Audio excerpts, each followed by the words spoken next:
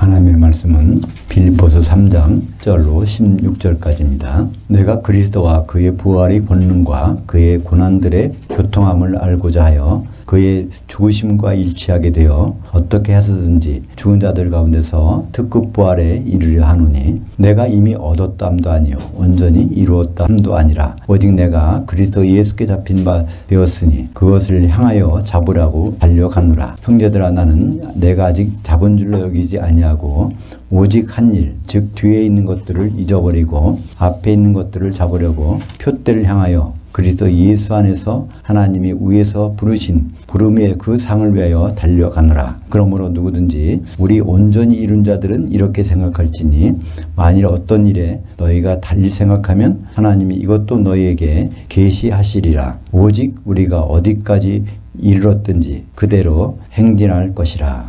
오늘 말씀을 가지고 성경에는 없지만 원전에 있는 특급 부활을 향하여 하는 제목으로 말씀을 나누겠습니다. 하나님이 우리에게 주신 말씀은 구약 39권, 신약 27권 있는데 이 구약은 히브리어, 신약은 헬라어로 기록된 것을 원전 성경이라고 합니다. 혹자는 원전 성경하면 성경의 원전이 어디 있어? 다 사본이지 이렇게 하는데 원전이란 말과 원본이란 말은 차이가 있습니다. 원전이라는 것은 원본이란 뜻이 아니라 원래의 성경 언어로 기록되었다는 뜻입니다. 그러니까 원전으로 기록된 성경. 그러면 이제 그것은 뜻이 변하지 않거든요. 항상 원전이 여러 나라 말로 번역되는 과정에서 그 뜻이 많이 달라지게 되었습니다. 그래서 우리가 하나님이 원래 주신 그 말씀의 의미를 알기 위해서는 원전으로, 그러니까 구약은 히브리어로, 신약은 헬라어로 보면 그 뜻은 변할 수 없는 것입니다. 이렇게 여러 단계의 번역을 거치면서 원전에는 있었는데 번역 성경에는 찾아볼 수 없는 말들이 많이 있습니다. 그 중에 대표적인 것이 바로 특급 부활이라는 것이죠. 그래서 성경을 창세기 1장 1절부터 요한계시록 22장 21절까지 어디를 봐도 특급 부활이라는 말은 없습니다. 그러나 특급 부활은 원래 성경에 있는 말입니다. 부활이라는 것은 기독교에서 가장 핵심적인 부분이죠. 우리는 기독교가 어르다 보니까 그냥 복 받는 것을 생각합니다. 그래서 예수 잘 믿으면 형통하게 되고 건강하게 되고 이 세상 일이 잘 풀리고 이런 것으로 오해하게 되는데 그것은 예수 잘 안 믿는 분들도 그렇게 될 수 있어요. 그러나 예수 믿는 것의 차이점은 죽은 다음에 우리가 과연 어디로 갈 것인가, 그때 어떻게 될 것인가를 그 부분을 다루는 거기 때문에 죽음 후의 일을 확실히 하게 하면 살아있을 때의 여러 가지 문제들은 쉽게 지나갈 수 있거든요. 세상의 삶이 다 100%라고 하니까 여기에서 우리가 기쁠 때도 있고 슬플 때도 있고 그것에 좌우되는데 우리가 부활에 대한 것을 안다면 이 세상의 일은 그냥 지나가는 일로 생각할 수가 있습니다. 고린도전서 15장 19절에 보면 만일 그리스도 안에서 우리가 바라는 것이 다만 이 세상의 삶뿐이면 모든 사람 가운데 우리가 더욱 불쌍한 자이리라. 그리스도인 예수 믿는 사람들이 불쌍하게 될 수 있는 것은 바로 이 세상에다가 목표를 두고 살면은 참 불쌍하다는 거예요. 근데 예수 믿는 사람들이 왜 부활에 신경을 쓰지 않을까요? 그렇게 중요하다고 하면서 그것은 아마 예수 믿었으니까 이제 죽으면 천국 가겠지. 내가 죽어서 눈을 떠보면 바로 천국에서 주님과 만나는 장면, 그것을 생각하기 때문에 우리는 부활에 대해서 신경을 쓰지 않는 것입니다. 어차피 부활할 거, 이 세상에서나 신경 쓰고 살아야지 이렇게 생각하는데 그것은 성경적인 것이 아닙니다. 바로 부활은 우리가 죽은 다음에 바로 부활하는 것이 아니라 그것은 이제 나중에 부활하게 되죠. 그러다 보니까 오늘 예배 전에 찬송에도 불렀지만 찬송가 240장 3절 보면 이 세상을 일찍 떠난 사랑하는 성도들 나를 맞을 준비하고 있겠네. 그러니까 이 세상을 일찍 떠난 사랑하는 성도들 나를 맞을 준비하고 있겠네. 먼저 천국 가서 그들이 나를 기다리고 있다고 이렇게 찬송하다 보면 그게 사실인 줄 알게 된단 말이에요. 근데 천국도 그건 맞지 않은 뿐 아니라 예수님께 먼저 가서 기다리는 사람이 아무도 없다고요. 그렇죠? 데살로니가전서 4장 16절 17절에 보면 주께서 호령과 천사장의 음성과 하나님의 나팔로 친히 하늘로부터 강림하시리니 그리스도 안에서 죽은 자들이 먼저 일어나고 그 후에 우리 살아남은 자들도 그들과 함께 구름 속으로 끌어올려 공중에서 주를 영접하게 하시리니 그리하여 항상 우리가 주와 함께 있으리라. 그러니까 그리스도 안에서 죽은 자, 예수 믿고 죽은 자들은 동시에 일어납니다. 그러니까 죽는 시기는 각각 다를 수 있어요. 그러나 깨어나는 시기는 동시에 일어나서 이제 주님이 내려오시는 공중으로 올라가기 때문에 거기 먼저 가서 기다리고 있는 성도들은 아무도 없습니다. 그럴 필요도 없고요. 그러니까 우리가 이렇게 사는 몸이 있고 또 부활해서 주님을 만나는 몸이 있습니다. 그것을 성경에서 구분하고 있어요. 고린도전서 15장 44절에 보면 홀의 몸이 있은즉 영의 몸이 있느니라. 우리가 이 세상에 사는 몸을 성경에서는 혼의 몸이라고 이렇게 얘기합니다. 그러니까 우리의 혼이 들어가서 살고 있는 몸이죠. 그러나 우리가 죽으면은 혼이 여기서 떠나게 됩니다. 그래서 이제 혼의 몸은 흙으로 돌아가고 주님이 오실 때 우리 영은 바로 이 영의 몸을 입고 이제 주님께 올라가는 것이죠. 그 쉽게 생각해서 그 누에와 나비를 생각하시면 될 것입니다. 그죠? 누에는 평면 위를 뽕잎을 먹으면서 다니지만 누에 꽃이 속에 들어간다면 다시 누에로 나오는 것이 아니라 날개 달린 나비가 돼서 그래서 공중으로 날아다니는 것처럼 우리는 그런 몸으로 주님을 만나게 될 것입니다. 그래서 예수님은 그 부분을 아주 확실하게 말씀하셨어요. 자기 사랑하는 제자들에게 특별히 12사도를 불러놓고 그것이 마태복음 10장 28절에 있는 말씀입니다. 몸은 죽여도 혼은 능히 죽이지 못하는 자들을 두려워하지 말고 오직 몸과 혼을 능히 지옥에 멸하실 수 있는 일을 두려워하라. 그러니까 앞의 몸은 우리가 이 세상 사는 혼의 몸입니다. 혼의 몸은 죽이는 자가 있다는 거예요. 우리를 병들게 하고 고통을 주고 심지어는 죽음으로까지 끌고 가는 그 사탄 마귀와 불의의 영들, 귀신들이 있지만 두려워할 필요 없다는 거예요. 그 몸은 일시적인 거니까. 근데 주님을 만난 그 몸은 이제 영으로 만날 거 아니에요. 그때는 지옥 가는 일이 있다는 거죠. 그러니까 지옥 가는 일은 언제 생길까요? 우리 혼의 몸으로는 생기지 않습니다. 우리가 영의 몸을 입고 나서 심판받은 후에 지옥 가는 일이 벌어지게 됩니다. 주님이 오신다고 그러는데 주님은 뭐하러 오실까요? 우리는 이제 가끔 주님 오신다 그걸 생각하고 많은 성도들이 교회들이 주님 오시기를 고대하고 있습니다. 근데 주님이 뭐하러 오시는지는 별로 관심이 없어요. 근데 성경은 분명히 말합니다. 주님은 결혼하러 오십니다. 신랑으로 오십니다. 그러니까 우리는 그분을 맞을 때 그냥 하객으로 맞는 게 아니에요. 신부가 돼서 한 신부로서 그분을 맞을 수밖에 없습니다. 그것을 요한계시록 19장 6절에 보면 하나님 전능하신 이가 통치하셨도다 할렐루야 합니다. 그러니까 하나님이 일을 시작하셨는데 이 일이 끝났다는 거예요. 어떤 일이 끝났죠? 혼인 준비가 끝났다는 것입니다. 그래서 거기에 어린 양이 나타났는데 그 옆에 뭐가 준비되어 있습니까? 어린 양의 아내가 준비되어 있어요. 그 안에는 자세히 보니까 한 세마포 옷을 입었는데 그 세마포 속에는 성도들의 의로운 행실이 있다는 겁니다. 그러니까 성도들이 한 몸이 돼서 한 세마포를 입은 그런 모습이 어린 양의 혼인식이고 그것을 위해서 주님은 오시는 것입니다. 고린도후서 11장 2절에 보면 우리의 신분이 뭐라는 걸 확실히 나타내고 있어요. 내가 하나님의 열심으로 너희를 위하여 열심을 내노니 내가 너희를 정결한 처녀로 한 남편인 그리스도께 드리려고 중매했음이로다. 이미 중매는 끝났어요. 중매쟁이 이건 사도인 바울이 얘기하는 겁니다. 사도 나는 중매쟁이로서 이미 중매를 해놨다는 겁니다. 그러니까 우리는 결혼할 날짜만 기다리는 것이지 이미 다른 데 한눈 팔 수가 없다는 거예요. 다른 좋은 것을 보고 거기다가 관심을 가질 필요가 없다는 것입니다. 그러니까 중매한 사람 입장에서는 결혼식 때 어떻게 할까요? 중매한 사람이 제대로 준비가 돼 있는지 안 되는지를 그 책임이 있습니다. 점검할 필요가 있잖아요. 이 주님이 오셔서 12사도들을 어떻게 사용하십니까? 그리스도 심판대에서 심판관들로 사용하십니다. 그러니까 내가 인자가 영광의 보좌에 앉을 때 나를 따른 너희도 12보좌에 앉아서 이스라엘 12지파를 심판하리라. 그때 이스라엘 12지파라는 것은 성도들이죠. 성도들이 한 신부가 될 수 있는지 없는지를 그들이 따져본다는 것입니다. 주님이 오실 때는 심판이 있는 건 당연해요. 근데 그 심판 어떤 심판이죠? 신부로 자격이 있는지 그렇지 않은지를 가리는 일이 분명히 있다는 것입니다. 그래서 고린도후서 5장 10절에 보면 이는 우리가 다 반드시 그리스도의 심판대 앞에 나타나게 되어 각각 선악간에 그 몸으로 통하여 행한 것을 받으려 함이라. 그러니까 우리가 다 반드시 아주 강조를 했어요. 성도들이 우리가 한 사람 예외 없이 그리스도의 심판 앞에 나타나게 되는데 그때 뭐를 심판받는가요? 선악간이라고 되어 있습니다. 그러면 선악간은 무엇일까? 우리는 세상의 선악을 생각하는 것이 아닙니다. 하나님의 선악을 생각하는 거죠. 하나님이 선하신 일, 하나님 기뻐하시는 일, 그것이 무엇일까요? 그건 창세기 2장 18절에 아담을 놓고 얘기를 하십니다.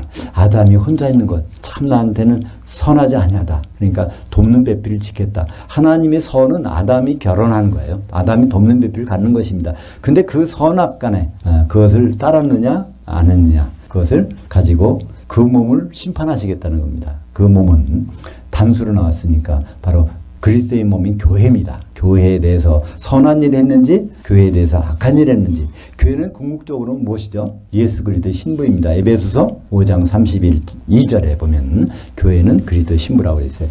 그러면 그 일에 가담했는지 그 일에 반하는 일을 했는지를 반드시 심판하게 될 것입니다.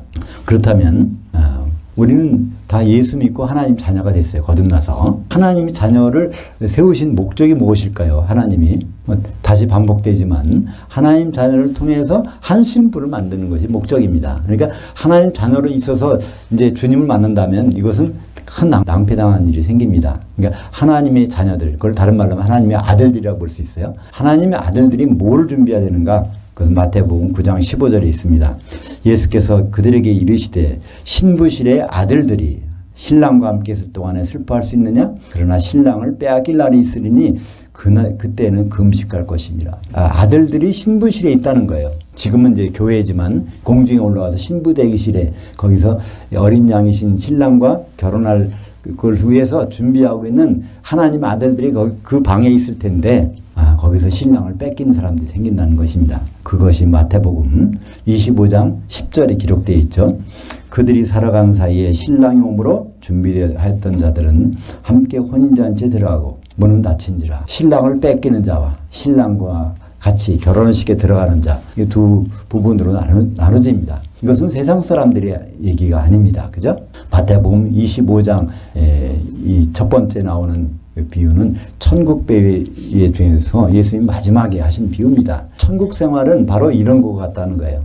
등을 들고 신랑을 맞으러 나간 열 처녀와 같다 하리니 등을 들었다는 얘기는 거듭났다는 얘기고 하나님의 아들들, 자녀들이 됐다는 얘기입니다. 그런데 자녀가 된 것으로 끝나지 않는다는 것이죠.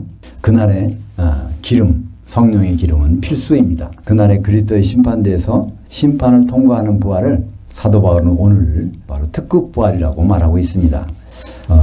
빌립보서 3장 10절, 11절을 보면 내가 그리스도와 그의 부활의 권능과 그의 고난들의 교통함을 알고자 하여 그의 죽으심과 일치하게 되어 어떻게 해서든지 죽은 자들 가운데서 특급 부활에 이르려 하노니. 근데 여기 특급이란 말이 우리말 번역에서는 빠져버렸어요. 영어 성경에서도 빠졌습니다. 그냥 부활에 이르려 하노니. 이상하지 않습니까? 어떻게 해서 부활에 이르려 한다고. 그 말은 말이 안 맞는 말이죠. 데살로니가전서 4장 16절 17절에 보면 그리스도 안에서 죽은 자들이 다 언제 주님이 내려오실 때 예외 없이 다 거기서 부활해서 공중에 올라가는데 바울은 여기서 갑자기 내가 부활하고 싶다고 얘기합니다. 근데 그것은 이상한 말이 아니라 번역이 잘못된 것. 번역에서 한 단어가 빠졌어요. 거기에 부활이라고 하면 아나스타시스라고 합니다.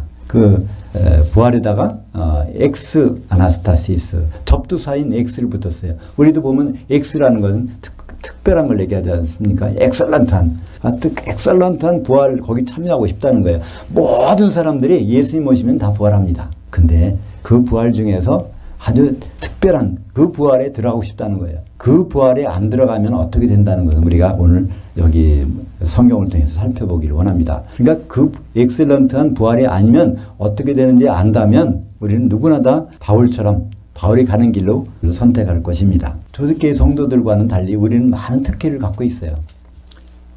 바로 이 빌립보서 3장을 읽게 되는 빌립보 교회의 그 당시에 교인들, 성도들, 그것은 아직 막연한 상태에서 지금 특급부활이라는 얘기를 듣고 있는 것입니다. 그러나 우리는 그렇지 않죠. 이 특급부활이 무엇인지를 부활했다가 과연 어떻게 되는지를 우리는 알 수 있는 그 특권이 있습니다. 그것이 바로 요한계시록입니다. 그러니까 요한계시록은 없는 것이 없어요. 이 특급 부활이 무엇인지 상세하게 기록하고 있고요. 그래서 요한계시록에 있는 말은 뺄 수도 없고 더할 수도 없고 그보다 더 완전한 말은 없습니다. 그러니까 요한계시록 이후에는 하나님이 계시 말씀이 없어요. 요한계시록이 그걸 말하고 있으니까 이거보다 더할 수도 없고 뺄 수도 없다 보니까 그러니까 요한계시록의 그 내용들이 다 들어있는 것을 알 수 있습니다. 그렇다면 특급 부활에 들어간 사람들을 요한계시록에는 어떻게 표현하고 있을까요? 그것이 바로 요한계시록 15장 2절부터 3절까지 있습니다.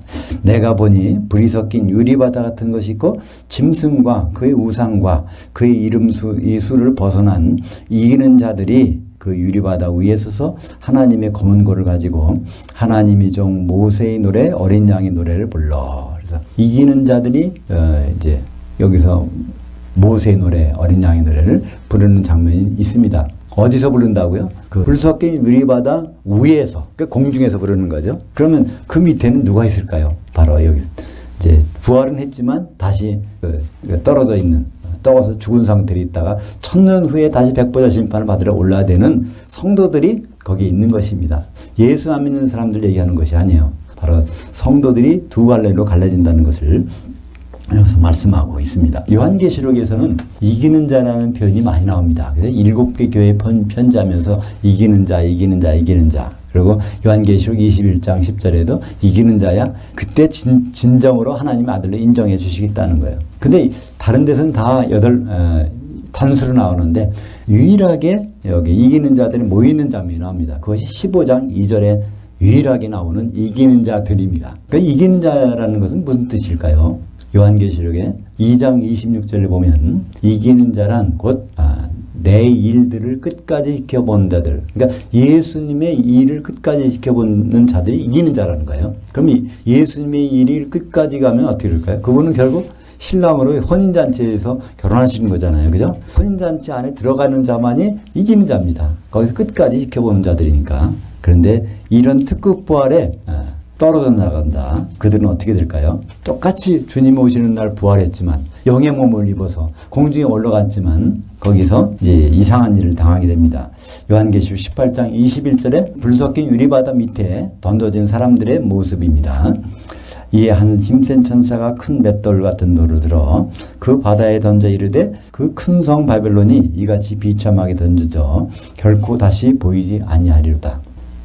결코 다시 보이지 아니하리로다. 언제까지 안 보인다는 얘기예요? 1000년 동안 바다 밑으로 들어가니까 위에서 볼 수가 없다는 얘기예요. 그것이 다른 사람이 아닌 우리 성도들의 얘기가 된다고 할 때 우리는 참 생각이 단순하지 않게 됩니다. 그죠? 같이 신앙생활 했는데 누구는 불바다 위에서 찬송하고 누구는 불바다 속에 던져져서 그 죽어있는 상태, 고통당한 상태. 그 바다를 다른 말로 하면 지옥이라고 합니다. 지옥은 예수 믿는 사람 중에서 들어가는 거예요. 예수님도 그걸 말씀하셨죠. 마태복음 18장 이제 그 6절에 보면 거기에 이 나를 믿는 이 작은 자 중에 하나를 실족하게 하면 그 바다 깊은 곳에 던져진다는데 그 바다를 거기 예수님은 다시 8절과 9절에 지옥이라고 설명하고 있습니다. 근데 이러한 것을 구체적으로 설명하는 것이 있어요. 그러니까 특급 부활에 들어가는 자들. 특급 부활이라는 단어 자체를 아예 특별한 말을 써서 첫째 부활이라는 말을 써가지고 나온 데가 있습니다. 우리는 보통 첫째 부활이라는 것을 어떻게 얘기합니까? 보통 장로교에서는요, 거듭난 것이 첫째 부활이라고 이렇게 얘기합니다. 그러고서 주님 오실 때 부활하는 걸 둘째 부활 이렇게 얘기하는데요. 그것은 교리이고 맞지 않는 것입니다. 성경에서는 첫째 부활이라는 것은 요한계시록 20장에 나오는데 이것은 순서적으로 첫째로 나온다는 것이 아니라 제일 좋은 부활이라는 뜻입니다. 가장 좋은 부활. 그러니까 그 좋은 부활이 아니면 바다 밑에 던져지는 지옥에 던져지는 부활이니까 얼마나 좋은 것이 부활일까요?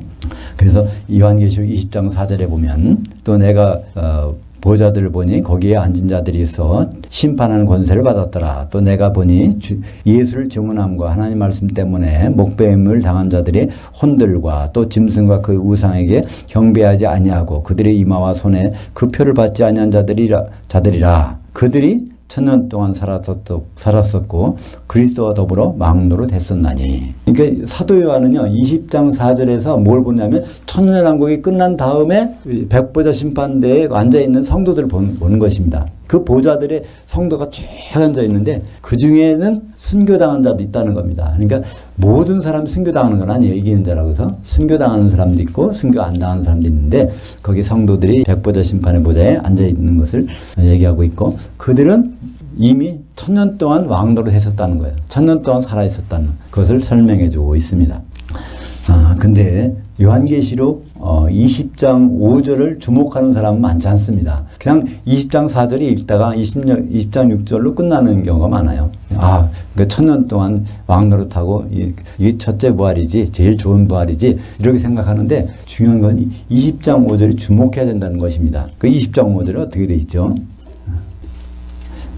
그 나머지 죽은 자들은 그 천년이 차기까지 살지 못하더라. 이는 첫째 부활이라. 이 말이 무슨 말일까요? 그 나머지 죽은 자들. 주님이 강림하시면 데살로니가전서 4장 16절 17절에 그리스도 안에서 죽은 자들은 모두 일어나거든요. 그때는 일어나지 못하는 자가 없습니다. 예수 믿은 사람이면. 근데 여기서 죽은 자들이 있다는 거예요. 이건 무엇일까요? 바로 영의 몸을 입고 주님을 만났지만 기름이 없어서 이제 큰 성 바벨론과 같이 맷돌에 매여서 던져지는 그 사람들을 얘기하고 있습니다. 그러니까 그 바다에서 죽은 자 상태로 또 천년을 지내는 사람들이니까 얼마나 억울한 사람들이에요. 한마디로 요한계시록 20장 5절에 그 나머지 죽은 자들은 성도들입니다. 100% 성도들이에요. 그러니까 위에 올라갔다가 다시 내려갔을 거 아닙니까? 그래서 우리가 특급 부활이 얼마나 좋은지 첫째 부활이 얼마나 좋은지 그것은 상대적인 겁니다.